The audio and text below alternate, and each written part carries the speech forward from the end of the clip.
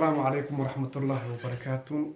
مرات برنامجك هرمرك نلشة أما وحيابها أنا قلت لقلي إن أنكلا فايدي سنة نلشة وحيوبها هاي مر والبا مالي والبا improvement الوقف كسمية مالي والبا إنت نلشة هاي خلدات يدقليسا خلدات كي قفكا وإن أدب أفيريا وحيابه خلدها حدي وحسوسين هاي وأنا اسكت ضي إنه صحة waxa khasab ah waxa hubaal ah inuu horumar ku talaabsanayo taa ayaa ugu wacan hadda aragto Europe iyo Mareykan horumarka ilaa hadda ay ku socdaan waa laba arrimood statistics wixii dhacay 1000 sano taariikhda way qoran tahay waxa laga qaataa khibrad iyo ayagoo mar walba waxay ay qalad sameeyeen sidee ugu bixi lahayn marka haddaan anaga Soomaalina hayna waxa muhiim ah soddonkii sano ugu dambeeyay kaligaan ma nihin waxaan soo dhaxgalnay bulshada cusub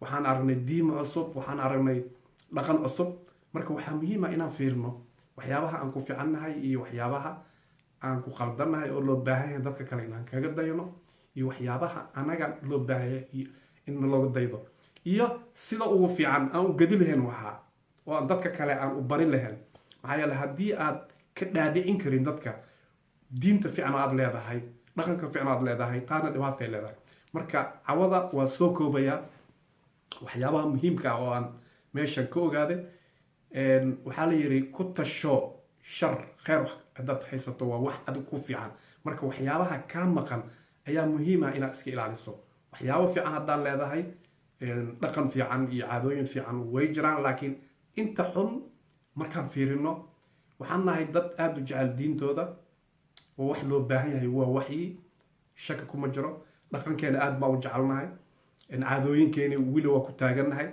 laakiin waxyaabihii lagaaga fiican yahay haddaan tusaale ahaan usoo qaadano maalan in beenta la sheego wadamo qaarkood waxay ka dhigteen sida diinta ay sheegtay caadi ahaan loo qaatay wadamo kalena aan Soomaaliya kaliya ahayn wadamo badan oo carabta ay ku jiraanna in beenta la sheego maalan waxay noqotay waxay ka mid tahay waxyaabo sahal ah maxaa yeelay qofka uma arko markuu been sheego iyo markuu wax hado ama qof dilo isku mid maaha ka waran haddii qofka markuu yar yahay tababar weyn la siiyo in haddii uu been sheego ay tahay maaragtay wax aad xun waxaan ku aragnaa wadamadan dadkan Yurubta ah dhibaatooyin iyo khaldaad badan ay leeyihiin oo ayaga u gaar ah laakiin markii la fiiriyo horumarka nolosha maalan carruurta markay yar yihiin ayaa waxaa la barayaa in ay beenta ka fogaadaan beentana markii loo fiiriyo waxyaabaha keeni karo tusaale ahaan haddaan usoo qaadano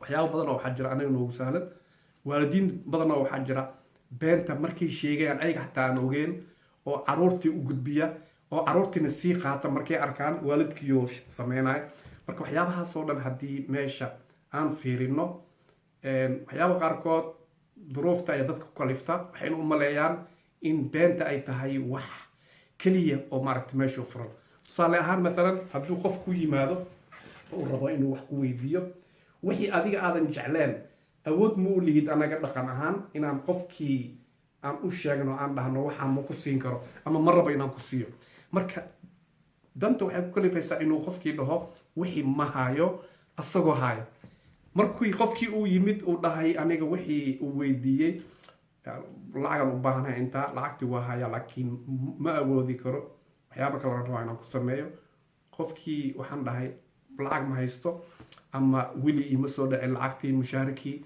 ama waxyaaba kale aan sheegay qofkii waa iga tagay igama xumaani laakiin lacagtii oo miiska saaran waxaan dhahay lacagtan dhaqaalahan anaa ugu talagal anaa u baahan kuma siin karo qofkii waa kala xumaani marka xumaashada inaan kala xumaano cabsi aan ka qabo ayaa waxa sahal ii noqotay inaan kala dabiro marka tii ayaa noloshii beentii waxay ku noqotay marka dhaqanada kalena Europeana waxay sameeyeen in waxyaabaha wixii abuuri karo dhan meesha laga saaray maalan qofka waxaa laga yaabaa waxyaaba qaarkood in aan ku sheekaysan karno aan dhexgali karno laakiin wixii aan shakhsi ah u leeyahay hay ugu soo faragelin haddii ay dhacdo maalan aan weydiiyo aan dhaho 2,000 shilin u baahanahay ama dollar si toos ah wuxuu leeyahay no ma ku siin karo hadduu idhahana kan la dhahayna wuu ogyahay maba weydiinayo marka mujtamaciyoodna waxay ka fogaadeen waxyaabaha qofka aan la samayn karin inuu nin waliba individual noqdo. taa waxay keentay qofka duruufu ku dhifaysa inuu been sheego ma jirto.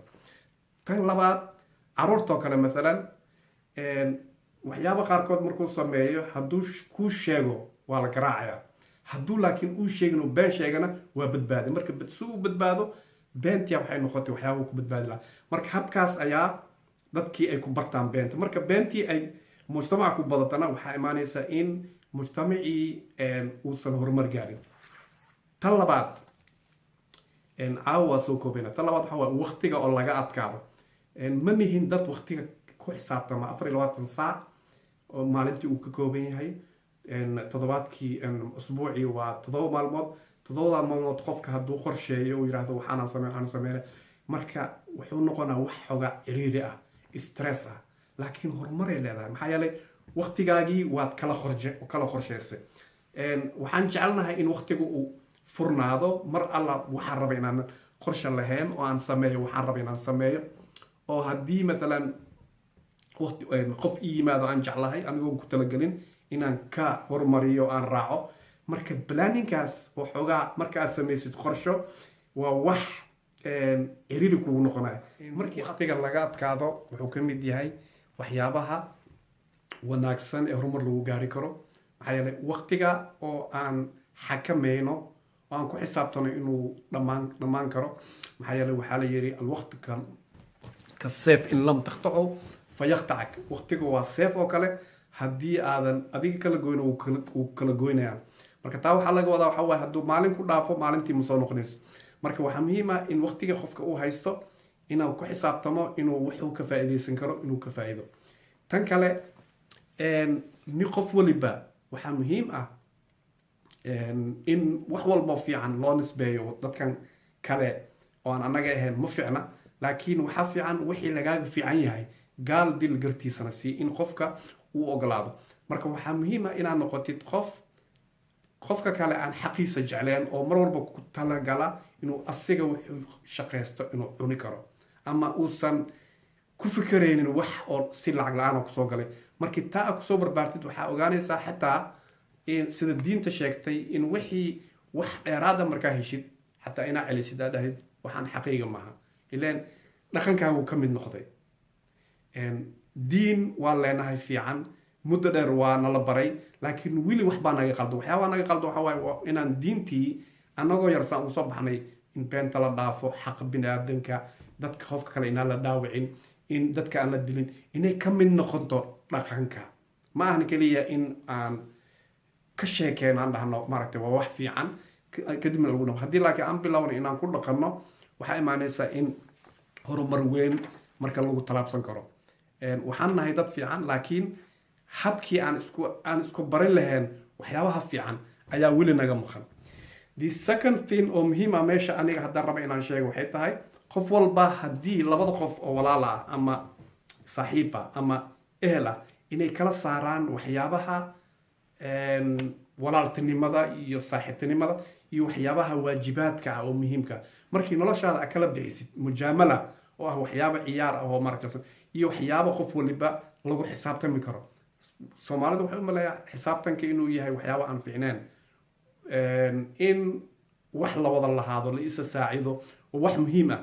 laakiin nolosha waxaa la caddeeyey in haddii noloshu ay noqoto mid furan oo sida jamciya khayriya oo dadka oo dhan ay nin waliba laakiin haddii la xisaabtamo oo la yidhaahdo wax walba lagu xisaabtamo oo la yidhahdo adiga intaa shaqaysataa leedahay ninkan intuu shaqaystuu leeyahay waxaa imaanaya qof waliba inuu barto markaa siduu u shaqaysan lahaa. shaqadii markii dadka ay bartaan mujtamacii dhan inay noqdaan mujtamac shaqaysta oo horumar gaari kara. that is very important. haddii aanan maaragtay waxa aan ku dhaqaaqin marka waxaa dhacaysa in dagaaladii laga baxo wadankii u dhismo laakiin aan jirin mujtamac horumarkii ka fikri kara. waa inaan qaadanaa aan bart sameyna. marka tan kalena hadallada aan leenahay iyo waxyaabaha aan sheegayno waa inaan from words to action waa inuu ahaada mar walba inuusan noqonin waxyaaba aan maaragtay rhetoric ah oo hadalla macmacaan keliya. waxaan nahay dad gabayada jecel heesaha murtida laakiin waxaa muhiima waxyaabaha actionka oo xisaabtami kara inaan meesha aan ka fiirin oo aan ku dhaqaaqno. maxaa yeelay wadamadii horu maray siyaasadan iyo maaragtay waxaasoo dhan waxa adduunyada la isku haysta waxa waaye dhaqaalaha. waxaa la isku haystaa wax la taaban karo. wadan walba waxaa laga fikrayaa imise dadka shacabka shaqada inta ay heli karaan, inta maaragtay dhaqaalahooda u ficnaan karo. waxyaabahan kale lagu tusayo oo dhan la leeyahay maaragtay waa la isku haystaa iyo sumcadda waxay imaanaysaa maaragtay safka labaad. safka koowaad waxaa galaya in mujtamac uu ka fikiro dhaqaalihiisa, horumarkiisa iyo danihiisa gaarka ah. haddii aanan danahaaga gaarka ka fikirin waxa waaye dhibaato weyn ayaa meeshii kaaga imaanaysa. kala qeybi waqtigaaga. marka waqtiga waxaa samaynaysaa, waqtina waa 8 saac waa la seexanaa. waqtina waxaan dhacaysaa inaad wax barato, waqti inaad asxaabtaadii. marka 24 saac markaad kala qeybisid waxaa laga yaabaa inuu kugu muuqdo inuu kadeed u yahay, laakiin kadeed ma aha. waa wax adiga ku tala gashay. waxaad gaaraysaa heer aa fiirisid stress uu kugu dhaco, aad dhahdo waqtigii waa igu dhammaan rabaa, qof maaragtay barnaamijkana maanta aan rabaa. taana stresska iyo waqtiga markuu ku yiraahdo waxay ka mid tahay calaamadaha horumarka. haddii kale waqti dheer ah haysano 24 saac habeen 6 saac shaah la karsano maaragtay oo iska sheekeyn karo oo berito aadan waxaad sameynaysa aadan ogeyn qorsheyn. waa wax lagu dhaqmi jiray 200 sano ka hor oo xayaatul badwiya ah. marka taa in aan ma nihin dad anaga arrimahaas keliya mar walba lagu tiriyo. waa inaan noqonaa dad horumarka ka fikiraayo oo waqtigooda ku xisaabtamaayo insha allah. qofka kalena dhaabaca qofka kale. maxaa yeelay diinta waxay aada u sheegtay haddii qof walba u jeclaado siduu qofka kale uga fogaan lahaa inuu dhaabaco, marka ma imaan lahayn xaasidnimada iyo waxyaabaha maaragtay badatay. maxaa yeelay xaasidnimada waxaa keeni kara waxa waaye in wixii ayaa isku dhex jira. laakiin haddaan noqono mujtamac la kala saaray oo qofna marna qof waliba wuxuu shaqaysto uu leeyahay, xataa in adeerkaaga aadan u ogolaan karin inuu cuno waxuusan shaqaysanin, marka waxaa imaanaysaa mujtamacii in ay kala baxaan oo ay noqdaan xaqiiqada runta la ogaado. marka barnaamijka waa noo socdaa. waxaan soo qaadanaynaa the psychology of lying oo ah beenta waxyaabaha qofka ku kalifi kara iyo siyaabaha uu isu bari karo loo horjoogsan karo. maxaa yeelay beenta waxay ka mid tahay mid qofka uu ku talagalay wax ku qayaamo iyo mid uusan ogeyn asiga sababta u sameynay oo habit ka noqotay, iyo mid uu maaragtay dana gaara laakiin dhaawac uusan rabin qofka inuu ku dhaawaco laakiin inuu danihiisa ku fushado. marka arrimahaas oo dhan iyo siday u kala baxaan iyo siyaabaha qofka uu uga baxi karo uu horjoogsan karo maaragtay caadadaas uu qabatimay muddo dheer siduu ugu hari karo waxaan kusoo qaadanaynaa cajalada dambe insha allah. waa inuu maaragtay dambe. assalaamu calaykum waraxmatullahi